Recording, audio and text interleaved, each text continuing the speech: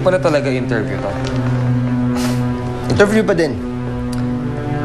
Ako nga lang magtatanong.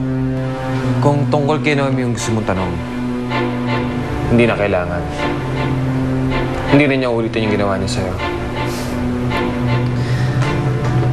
Bakit mo siya pinoprotektahan? Tinutulungan ko lang siya. Dahil yung taong inaasahan niyang tutulong sa kanya, kinalimutan siya. Tinutulungan? Sa anong paraan? Alam ba niya na ikaw ang naglalakad ng pardo niya? Paano?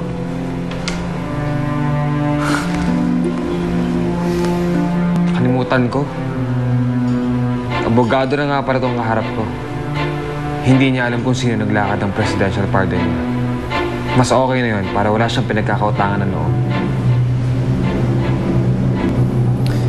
It seems that you care too much for her.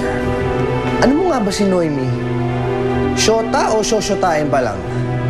Ako pa pinag-iisipan mo na masama. Pagkatapos kita iligtas kay Noemi.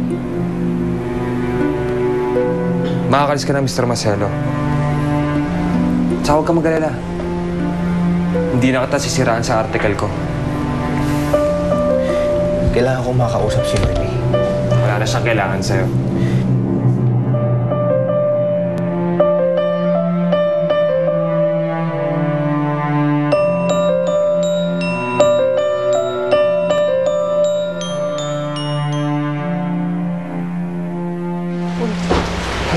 Noemi!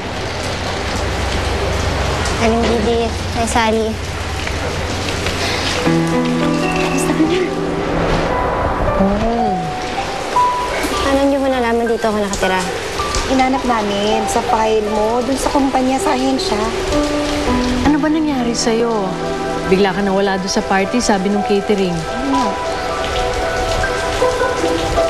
Nakita ko kasi kami ni Raul. Tapos sinubukan kong... Oh, Noemi? Diyos ko. oh ano, Noemi? Napatay mo? Didit naman.